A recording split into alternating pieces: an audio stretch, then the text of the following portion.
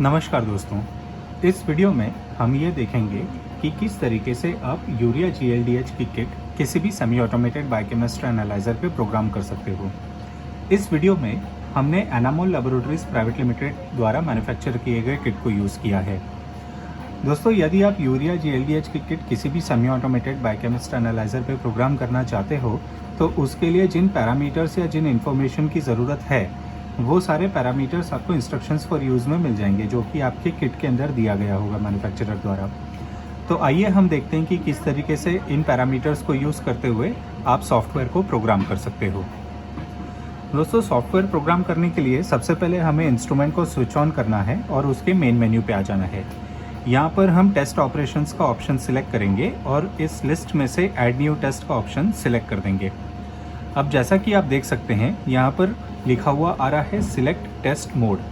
इसका ये मतलब है हमें ये सिलेक्ट करना है यहाँ पे कि हमारी यूरिया GLDH की जो किट है वो एंड पॉइंट मोड की है या काइनेटिक की है या फिक्स टाइम की है या किसी और मोड की है। अब वैसे तो ये जानकारी आपको इंस्ट्रक्शंस फॉर यूज़ में मिल जाएगी। यहाँ पर मैन्युफैक्चरर ने रिएक्शन टाइप के आगे यूवी काइनेटिक मेंशन किया हुआ है और आप देख सकते हैं कि यहाँ पर यूवी काइनेटिक के आगे एरो भी पॉइंट किया हुआ है जो नीचे की तरफ पॉइंट कर रहा है।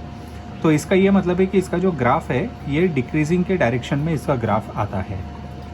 तो यहाँ पर आपको एक ध्यान देना होगा कि यूरिया GLDH की जो किट है वो फिक्स टाइम काइनेटिक की किट होती है। तो हम क्योंकि यहाँ पर हमें फिक्स टाइम का ऑप्शन है इसलिए हम यहाँ पर फिक्स टाइम मोड सिलेक्ट कर लेंगे। लेकिन यदि आपके इंस्ट्रूमेंट में फिक्स टाइम का ऑप्शन अगर नहीं आ रहा है तो यहाँ पर आप काइनेटिक मोड भी सिलेक्ट कर सकते हो। तो मैंने यहाँ पर फिक्स टाइम का ऑप्शन सिलेक्ट कर दिया। अब जैसा कि आप देख सकते हैं, यहाँ पर बहुत सारी जानकारी हमें एंटर करनी होगी सॉफ्टवेयर को प्रोग्राम करने के लिए। सबसे पहली जानकारी जो हमें यहाँ पर एंटर करनी होगी वो नेम ऑफ द टेस्ट की है। इसको हम सिलेक्ट कर लेंगे। यहाँ पे आप कोई भी नेम एंटर कर सकते हो जो कि आपके लेबोरेटरी सेटिंग्स के हिसाब से सूटेबल हो। मैं इस वीडियो में UREA नेम ऐड कर रहा हूँ। नेम ऐड करते ही हम यहाँ पर एंटर दबा देंगे और होम स्क्रीन पे आ जाएंगे। उसके बाद अगली इन्फॉर्मेशन जो हमें यहाँ पर ऐड करनी होगी वो प्राइमरी वेवलेंथ की ऐड करनी होगी। अब ये जानकारी भी हम इंस्ट्रक्शंस फॉर यूज़ में देख सकते हैं। यहाँ पर मैन्युफैक्चरर ने वेवलेंथ के आगे 340 नैनोमीटर मेंशन किया है। अब यही जानकारी हम सॉफ्टवेयर में ऐड कर देंगे। दोस्तों, यहाँ पर जैसा कि आप देख सकते हैं, पहले से ही हमारे सॉफ्टवेयर में प्राइमरी वेवलेंथ के आगे 340 नैनोमीटर मेंशन किया हुआ है, इसलिए हम इस इंफॉर्मेशन को एडिट नहीं करेंगे। अब क्योंकि मैन्युफैक्चरर ने अपने इंस्ट्रक्शंस फॉर यूज़ में सेकेंडरी वेवलेंथ की कोई भी जानकारी नहीं दी है, इसलिए हम इस ऑप्शन को ब्लैंक छोड़ देंगे। उसके बाद अगली इन्फॉर्मेशन जो हमें यहाँ पर ऐड करनी होगी वो टेम्परेचर या फ्लो सेल टेम्परेचर की ऐड करनी होगी। अब ये जानकारी भी हम इंस्ट्रक्शंस फॉर यूज़ में ही देख सकते हैं। यहाँ पर मैन्युफैक्चरर ने फ्लो सेल टेम्परेचर के आगे 37 डिग्री सेल्सियस मेंशन किया है। तो क्योंकि हमारे सॉफ्टवेयर में भी टेम्परेचर के आगे 37 डिग्री सेल्सियस ही मेंशन हो रहा है, इसलिए हम इस ऑप्शन को एडिट नहीं करेंगे। उसके बाद अगली इन्फॉर्मेशन जो हमें यहाँ पर ऐड करनी होगी वो KF या काइनेटिक फैक्टर की ऐड करनी होगी, जिसे हम 1.0 ही मेंटेन रखेंगे। उसके बाद अगली इन्फॉर्मेशन हमें यहाँ पर जो ऐड करनी होगी वो एस्पिरेशन वॉल्यूम की ऐड करनी होगी। अब वैसे तो एस्पिरेशन वॉल्यूम को आप 500 माइक्रोलीटर ही मेंटेन रख सकते हो, लेकिन यदि आप अपना टेस्ट 500 माइक्रोलीटर में रन कर रहे हो तो आप इसे घटाकर 300 या 400 माइक्रोलीटर भी कर सकते हो। उसके बाद अगली इन्फॉर्मेशन जो हमें यहाँ पर ऐड करनी होगी वो यूनिट्स की ऐड करनी होगी। अब दोस्तों, यूनिट की जानकारी हम इंस्ट्रक्शंस फॉर यूज़ में ही देख सकते हैं। यहाँ पर मैन्युफैक्चरर ने स्टैंडर्ड कॉन्सेंट्रेशन के आगे 50 mg/dl मेंशन किया है। तो जो भी यूनिट हमारे स्टैंडर्ड के कॉन्सेंट्रेशन के आगे लिखी है वही यूनिट हमें सॉफ्टवेयर में भी एंटर करनी है। यूनिट ऐड करने के लिए हम यहाँ पर सबसे पहले यूनिट का ऑप्शन सिलेक्ट करेंगे और इस लिस्ट में से वो वाली यूनिट सिलेक्ट कर लेंगे जो हमने इंस्ट्रक्शंस फॉर यूज़ में पढ़ी है। उसके बाद अगली इन्फॉर्मेशन जो हमें यहाँ पर ऐड करनी होगी वो लैग टाइम और रीड टाइम की ऐड करनी होगी। अब ये जानकारी भी हम इंस्ट्रक्शंस फॉर यूज़ में ही देख सकते हैं। यहाँ पर मैन्युफैक्चरर ने डिले टाइम 30 सेकेंड्स और रीड टाइम 60 सेकेंड्स मेंशन किया है। दोस्तों, यहाँ पर मैं आपको बता दूँ कि डिले टाइम और लैग टाइम दोनों एक ही चीज़ होती है। तो ये जानकारी हम डायरेक्टली हमारे सॉफ्टवेयर में ऐड कर देंगे। जानकारी ऐड करने के लिए सबसे पहले हम यहाँ पर लैग टाइम सिलेक्ट करेंगे और इस लिस्ट में से दोबारा लैग टाइम को सिलेक्ट कर लेंगे और यहाँ पर हम वो वाली वैल्यू ऐड कर देंगे जो हमने इंस्ट्रक्शंस फॉर यूज़ में पढ़ी है। वैल्यू ऐड करते ही हम यहाँ पर एंटर दबाएंगे और फिर रीड टाइम सिलेक्ट कर लेंगे और यहाँ पर वो वाली वैल्यू ऐड कर देंगे जो हमने इंस्ट्रक्शंस फॉर यूज़ में पढ़ी है। उसके बाद हम यहाँ पर एंटर दबाकर एस्केप दबा देंगे होम स्क्रीन पे आने के लिए। उसके बाद अगली इन्फॉर्मेशन जो हमें यहाँ पर ऐड करनी होगी वो ब्लैंक सेटिंग की ऐड करनी होगी, यदि हमें डिस्टिल वाटर से ब्लैंक रन करना है या हमें रिएजेंट से ब्लैंक रन करना है। अब ये जानकारी भी हम इंस्ट्रक्शंस फॉर यूज़ में ही देख सकते हैं। यहाँ पर मैन्युफैक्चरर ने ब्लैंक सेटिंग के आगे DW मेंशन किया है। इसका ये मतलब है कि हमारे किट में हमें डिस्टिल वाटर से ही ब्लैंक रन करना है। तो क्योंकि हमें डिस्टिल वाटर से ब्लैंक रन करना है, इसलिए यहाँ पर ब्लैंक के आगे ऑप्शन नो आ रहा है, उसे हम एडिट नहीं करेंगे। उसके बाद अगली जानकारी हमें यहाँ पर ऐड करनी होगी वो QC की ऐड करनी होगी।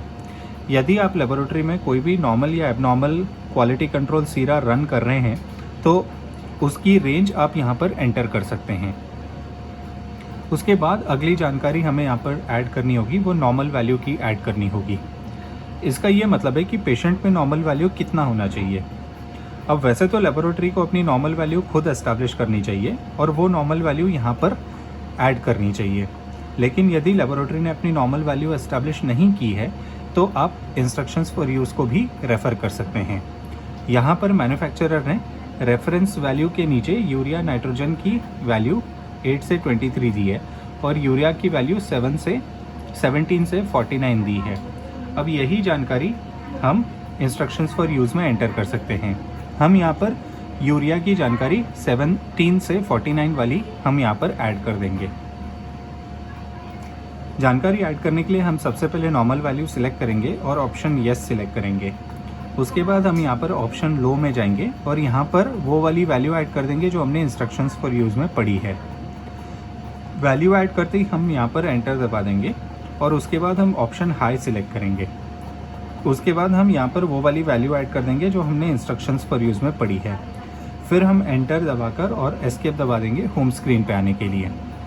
उसके बाद अगली जानकारी हमें यहाँ पर जो ऐड करनी होगी वो स्टैंडर्ड की ऐड करनी होगी, यदि हमारे किट में स्टैंडर्ड दिया गया है या नहीं। अब ये जानकारी भी हम इंस्ट्रक्शंस फॉर यूज़ में ही देख सकते हैं। यहाँ पर मैन्युफैक्चरर ने स्टैंडर्ड कॉन्सेंट्रेशन के आगे 50 mg/dl मेंशन किया है, जो कि हम पहले भी देख चुके हैं। इसका ये मतलब है कि हमारे किट के अंदर स्टैंडर्ड दिया गया है और उसकी कॉन्सेंट्रेशन 50 mg/dl की है।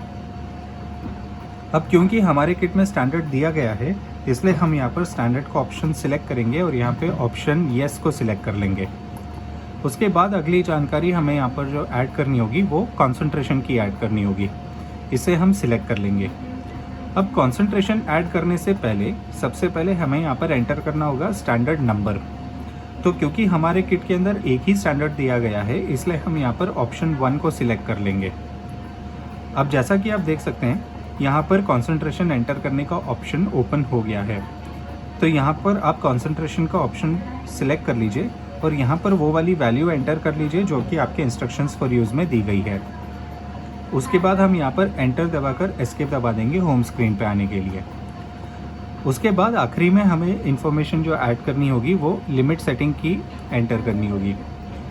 हमारे किट की इनिशियल एब्जॉर्बेंस कितनी होनी चाहिए, मैक्सिमम डेल्टा एब्जॉर्बेंस कितनी होनी चाहिए और हमारे किट की लिनियरिटी कितनी है।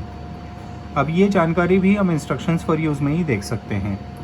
यहाँ पर मैन्युफैक्चरर ने ब्लैंक एब्जॉर्बेंस लिमिट के आगे ग्रेटर दैन 0.9 मेंशन किया है और लिनियरिटी के आगे 535 mg/dl मेंशन किया है।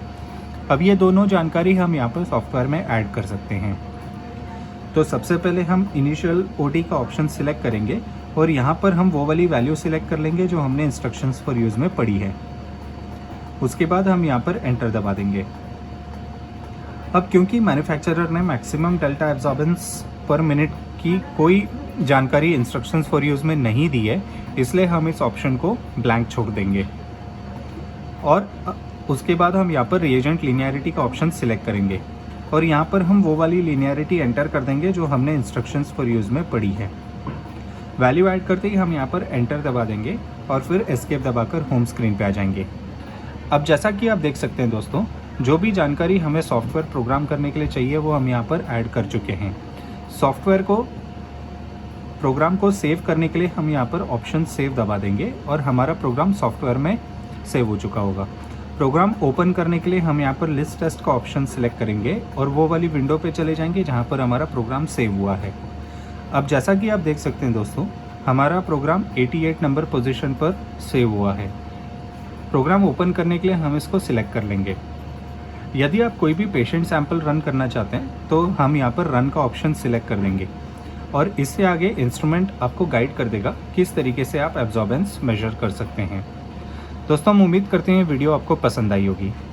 अगर ये वीडियो आपको अच्छी लगी तो आप इसे लाइक और शेयर ज़रूर कीजिए और इसे अपने कमेंट सेक्शन में हमें बताइए कि आपको ये वीडियो कैसी लगी, अगर आप हमें कोई सुझाव देना चाहते हैं।